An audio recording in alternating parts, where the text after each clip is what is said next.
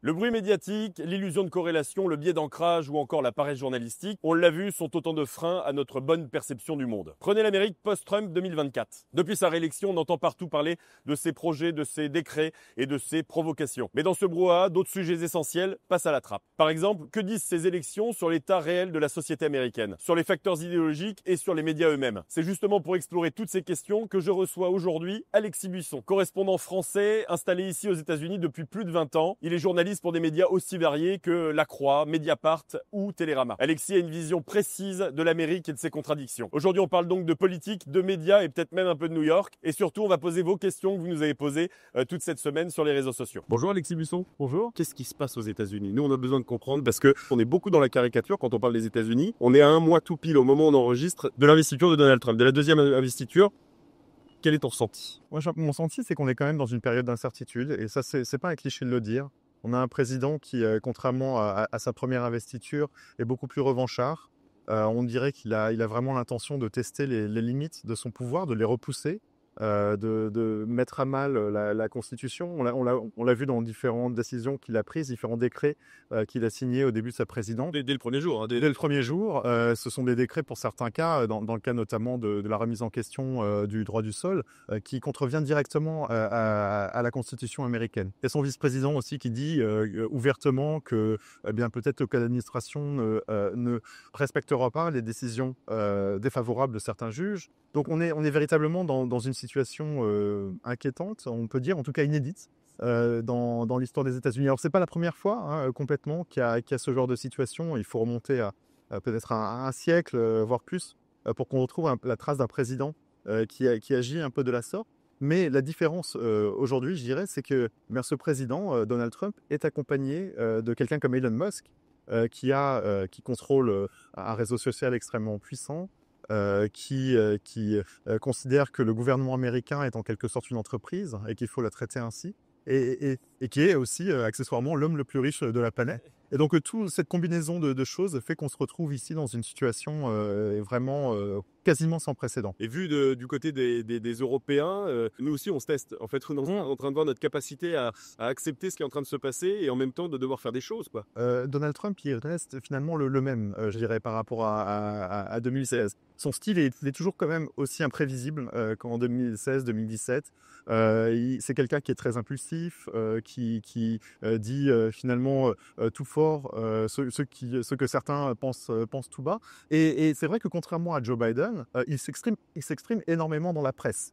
Joe Biden avait plutôt tendance à se mettre en retrait, à pas trop interagir avec les journalistes. C'est pas le cas du tout de Donald Trump. Moi, ce que j'essaie de dire, c'est qu'il faut essayer et c'est pas facile, qu'il faut essayer de déterminer ce qui relève du bluff, ce qui relève de la provocation, ou des choses qui relèvent de sa pensée profonde et des actions qu'il pourrait prendre. Est-ce qu'on peut se poser des vraies questions concrètes sur la démocratie américaine et sur la capacité de Donald Trump demain à changer les lois qui fondent vraiment cette constitution? Alors, il y a quand même effectivement un certain nombre de contre-pouvoirs qui font partie du système politique américain.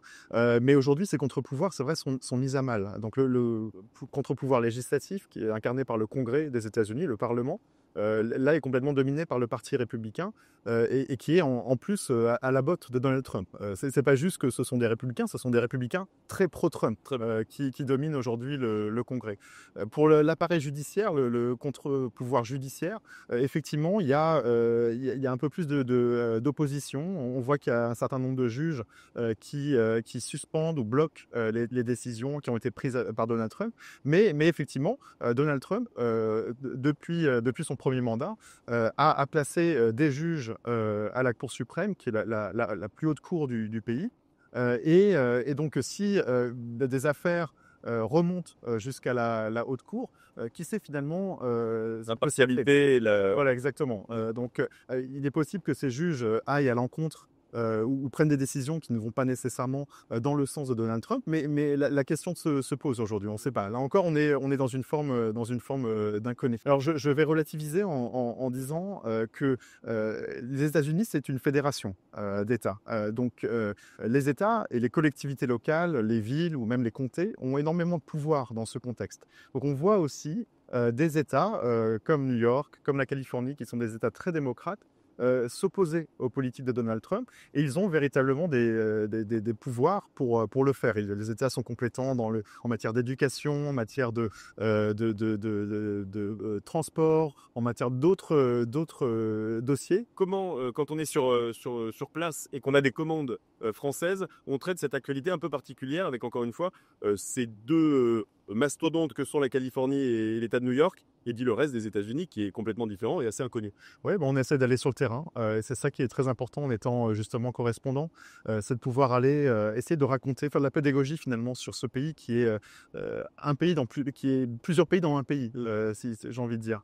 Effectivement, il y a des grandes villes très démocrates, progressistes comme New York, des campagnes qui sont très conservatrices, très reculées hein, d'une certaine manière. Expliquer que c'est quand même un pays où il y a beaucoup de nuances, où c'est quand même très difficile de prédire comment l'opinion va évoluer et raconter aussi cette architecture fédérale qui limite aussi le pouvoir du président. Le président américain finalement a moins de pouvoir qu'on ne le pense. Ouais. Donald Trump là il multiplie les décrets mais qui ne porte que sur les actions de l'exécutif. Il ne peut pas changer la loi. Là, la loi, ça relève véritablement du Congrès américain. Et donc, il y a toute une autre bataille qui va se mettre en œuvre aussi au Congrès, où les démocrates vont essayer de peser dans cette arène-là pour essayer de bloquer Donald Trump, même si ça ne sera pas facile.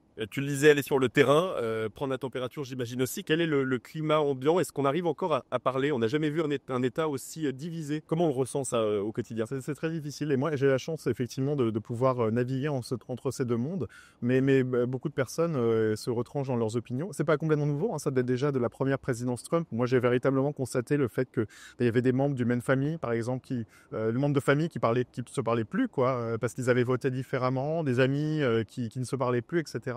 Et là je dirais que c'est encore plus prononcé aujourd'hui. Moi, ma chance, entre guillemets, c'est que je représente des médias qui ne sont pas américains. Et donc, je suis plus dans une démarche d'explication, de pédagogie par rapport à ce qui se passe ici.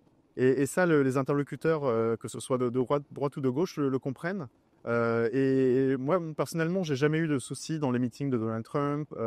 Au contraire, j'ai toujours senti qu'il y avait beaucoup de curiosité de la part de mes interlocuteurs trumpistes sur voilà, qu'est-ce que vient faire ce journaliste français, pourquoi il s'intéresse à nous. Et d'ailleurs, c'est toujours assez surprenant, parce que souvent on me demande pourquoi la France s'intéresse à ce qui se passe ici. Donc ça vous montre à quel point finalement il y a une partie de l'électorat qui ne se rend pas compte que les États-Unis, ce qui se passe aux États-Unis a un impact. Justement, ça va nous faire la transition avec la deuxième partie de cette interview. On va te poser des questions qu'on a reçues et te parler à l'instant de gauche et de droite. Cette gauche et cette droite aux États-Unis, elle est souvent incomprise en France parce qu'on a tendance à vouloir classer sur notre échiquier à nous les personnalités qu'on voit à la télévision. Dans les questions qui reviennent, c'est quand on n'est ni démocrate ni républicain aux États-Unis, comment on fait? Alors il y a plusieurs cas de figure, hein. C'est-à-dire que effectivement, il y a énormément d'Américains, et c'est d'ailleurs même la règle, qui ne sont ni démocrates ni républicains. Et c'est vrai que ça, c'est l'un des défis que j'ai moi en tant que journaliste, c'est que moi j'essaie de pas trop passer du temps dans les meetings politiques et d'essayer de montrer, d'essayer de parler à des gens qui ne vont pas dans les meetings justement et qui ne s'identifient pas nécessairement comme démocrates ou républicains. Donc il y a énormément des millions d'électeurs américains qui sont indépendants par exemple, qui considèrent qu'ils n'appartiennent à aucun parti. Et l'un des sujets, à mon avis, qui est important, c'est de mieux comprendre qui sont ces électeurs indépendants et comment ils votent. Et pas simplement se concentrer effectivement sur les électeurs qui se disent démocrates ou républicains. C'est d'essayer de trouver ces gens qui vont pas tout le temps voter ou ne s'identifient pas effectivement à l'un des deux grands partis, mais qui dans certains cas peuvent déterminer l'issue d'une élection. Je rappelle qu'aux États-Unis, c'est véritablement une petite dizaine, même pas d'États qui déterminent La bascule, qui font la bascule à chaque fois. Et dans ces États-là, eh bien, voilà, ces électeurs qui sont voilà, ni démocrates ni républicains peuvent faire une énorme différence. Il y a eu un traitement médiatique en France sur le raz-de-marée Trump, qu'en fait ça est un argument de sa propre campagne et de sa propre victoire qui a été repris comme ça sans vraiment regarder les chiffres. En fait, on se rend compte que par rapport à 2016, il a quasiment la totalité des États qu'il avait déjà eu. Et ça, on n'arrive pas à le comprendre en France. parce qu'en réalité, c'est plus Biden qui avait plus de voix que Kamala Harris qui les a perdus chez les démocrates. Exactement. Bon, pas pour autant voter Trump. Oui, l'argument du raz-de-marée, c'est un élément de langage qui est très souvent utilisé par le camp Trump pour justifier en fait sa légitimité et le mandat populaire qu'il aurait eu. Alors c'est vrai que Donald Trump a été mieux élu qu'en 2016, exactement. Hillary Clinton avait eu 3 millions de voix de plus que lui au niveau national. Donc effectivement, il a progressé dans les urnes, ça ne fait aucun doute. Après, de là à dire qu'il a une immense légitimité populaire, comme le disent les républicains, c'est tout simplement pas vrai. Il a finalement remporté l'élection en gagnant quelques dizaines, voire centaines de milliers de voix de plus que Kamala Harris dans les États qui comptent. Et il a obtenu beaucoup moins de voix au niveau populaire que Joe Biden en 2020. Donc c'est une technique qui est utilisée pour Comment on l'a justifier. Mais comment on explique justement que ça passe? C'est quoi? C'est de la paresse journalistique des Français? C'est qu'on n'a pas assez de gens comme toi sur le terrain qui expliquent réellement? Et donc en France, on prend vite fait ce que le candidat dit et puis on le répète? Ouais, je sais pas exactement ce qui se passe. Ce qui est sûr, c'est que les résultats aux États-Unis mettent du temps à arriver. Il y a des vérifications, des contre-vérifications qui sont faites dans certains États. Ça prend énormément de temps. Et donc, effectivement, le soir d'élection, il peut apparaître que Donald Trump a une très forte avance sur son adversaire. Mais au fur et à mesure que le dépouillement s'est poursuivi dans certains États, eh bien, ça s'est resserré au niveau du vote populaire. Et donc, effectivement, quand on réagit à chaud et qu'on n'a pas nécessairement conscience de comment fonctionne le dépouillement aux États-Unis, eh bien, on peut être tenté de dire, voilà, il a remporté une très large avance. Quand on regarde aussi la carte électorale des swing states, comme tu le disais, il a remporté les 7 États bascules qu'il avait remportés en 2016. Mais effectivement, on peut être tenté, quand on voit une carte avec tous ces États rouges, de dire que c'est un raz-de-marée. Et ça n'enlève pas rien au fait, effectivement, qu'il a tout de même remporté ces États et que, voilà, il a quand même remporté plus facilement cette élection qu'en 2016. Mais quand on regarde précisément, voilà, c'est pas un raz-de-marée. Ce sont de plus en plus rares les raz-de-marée dans la vie politique américaine. C'était le cas il y a plusieurs décennies où il y avait des candidats qui remportaient les élections haut la main, dans un landslide, comme ils disent ici, hein, mais ça n'est plus le cas. L'opinion politique américaine est de plus en plus polarisée. Les opinions se sont rigidifiées, se sont ossifiées. Et donc, effectivement, c'est de plus en plus difficile pour un candidat de remporter une élection haut la main. Tu l'as déjà un petit peu évoqué tout à l'heure, mais il y a une méconnaissance du reste du monde par certains Américains, notamment ceux qui votent Trump parfois. On a là un milliardaire qui se fait élire par une classe assez populaire, qui n'a certainement pas connaissance de ce qu'on peut vivre nous chez nous, notre sécurité sociale par exemple. Quel est le ressenti par rapport à ces gens que tu as pu rencontrer et peut-être leur connaissance de certains systèmes étrangers et le fait que chez eux, en réalité, il y a peu de sécurité, quoi. Oui, moi je dirais que il y a, de manière générale, il y a une indifférence par rapport à ce qui se passe dans le monde entier. Et ce qui est important pour beaucoup d'électeurs de Donald Trump, c'était ce qui se passe aux États-Unis, ce qui se passe et c'est tout à fait normal. Il y a voilà, il y a moins de conscience internationale que ce qu'on trouvait chez les démocrates, qui sont plus éduqués, qui sont plus voyagés, etc. Donc voilà, il y a un rapport au monde qui est différent. Après, moi, quand j'interviewe des électeurs de Donald Trump, il y a beaucoup de choses sur lesquelles je suis d'accord. Et moi, je me rappellerai toujours d'une dame que j'ai interviewée en Pennsylvanie, il y a plusieurs années. C'était la première élection de Donald Trump, qui disait elle était ouvrière, elle avait été ouvrière toute sa vie. Et elle m'a dit, voilà, moi j'ai travaillé dur toute ma vie, j'ai obéi à toutes les règles de la société, j'ai payé mes impôts quand il fallait, etc. Et puis mon entreprise a été délocalisée au Mexique et j'ai perdu mon emploi et maintenant voilà, qu'est-ce que je fais, quoi. Et c'est vrai, voilà, que répondre à cette dame qui a tout perdu ou beaucoup perdu, alors qu'elle a obéi finalement aux règles du système, quoi. Quand les démocrates n'ont pas trouvé la réponse et n'ont pas réussi à convaincre les personnes comme cette dame que j'ai rencontrée en Pennsylvanie. Mais donc effectivement, il y a beaucoup. Alors il y a dans les motivations des électeurs de Donald Trump, il y a tout et son contraire. Il y a du racisme certainement, mais il y a aussi des questions économiques. Voilà, des gens qui ont l'impression que le système actuel est pas fait pour eux, qui s'y retrouvent pas. pour la dernière campagne, l'inflation était très importante, une question très importante. Et effectivement, il y a beaucoup de gens qui ont eu l'impression que le gouvernement Biden et par extension Kamala Harris, qui était la vice-présidente de Joe Biden, n'ont pas fait assez pour écouter ces gens-là. Et c'est vrai, moi je pense qu'ils ont raison. Alors on peut débattre est-ce que Donald Trump est la bonne solution, ouais. Parce qu'on voit qu'il est quand même vague maintenant sur comment il va faire pour réduire l'inflation. Et les démocrates commencent à l'attaquer là-dessus. Mais en tout cas, finalement, ce qui s'est passé aux États-Unis en 2024, c'est ce qu'on voit dans d'autres démocraties en ce moment. Il y a eu un rejet des sortants. Ouais. Au profit de quelqu'un qui voulait remettre en cause le système.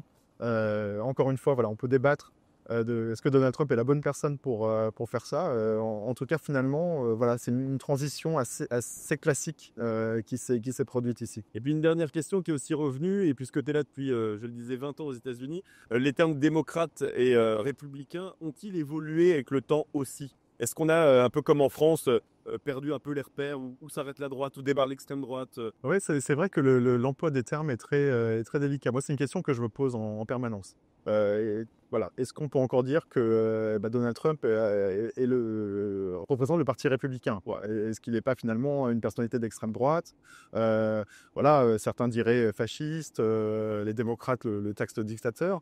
Moi, je pense que malgré tout, malgré ces étiquettes qui sont un peu rigides, bien, au sein des partis, il y a toujours eu des évolutions finalement idéologiques. Même chez les démocrates, hein, ils se sont déportés vers la gauche beaucoup ces dernières années. Ils sont devenus sur certaines choses beaucoup plus... Notamment sociétales. Oui, les questions sociétales, la question des transgenres, etc. Et on peut considérer qu'ils sont devenus beaucoup plus radicaux qu'ils ne l'étaient avant. Et le parti républicain, sous l'effet de différents facteurs aussi, est devenu, lui, alors beaucoup plus à droite.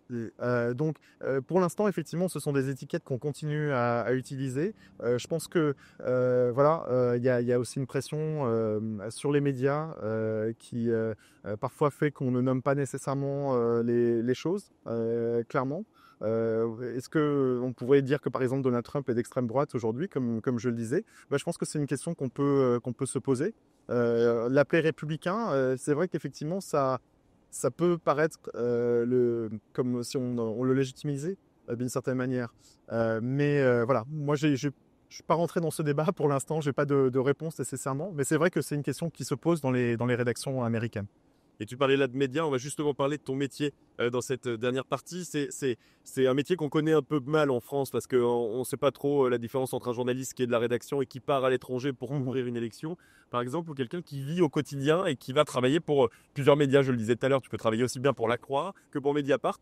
Donc on va parler de tout ça ensemble. Déjà, quelle est toi ta définition de ton métier aujourd'hui, maintenant que ça fait 20 ans que tu l'exerces à l'étranger? Je dis souvent que mon rôle c'est d'expliquer, de faire de la pédagogie sur comment fonctionnent les États-Unis.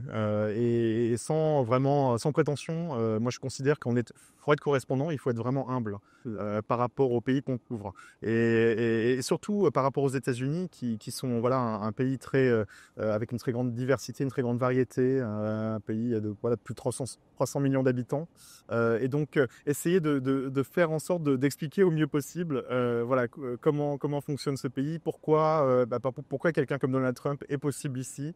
Qu'est-ce qui se passe exactement dans la société américaine, ses évolutions, etc. Donc vraiment, c'est de faire de la pédagogie, de l'explication. Est-ce que c'est facile? Parce que j'imagine que tu as des commandes depuis la France, chaque média te commande pour correspondre à sa propre ligne éditoriale aussi, des sujets. Est-ce que c'est facile de toujours leur imposer aussi ta vision et tes valeurs à toi du journalisme, d'explication? Ou est-ce que des fois on te demande non, ça ne nous intéresse pas, fais-nous plutôt un papier là-dessus, assez court? Très rare. Ou même ça n'arrive jamais. J'ai la chance de travailler pour des médias qui vraiment me font énormément confiance et me donnent beaucoup de latitude.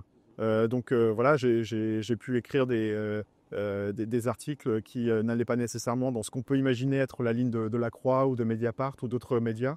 Et je pense que ça vient vraiment du rôle ça appartient au rôle du correspondant justement de dire non. Moi qui y suis, faites-moi confiance. Ouais, c'est ça exactement. Et souvent, les rédactions en chef comprennent ça. En tout cas, dans la presse et dans mon expérience, ils comprennent que il y a quelqu'un sur place qui vit au quotidien ce qui se passe ici et qui ressent peut-être mieux la situation qu'en étant à Paris.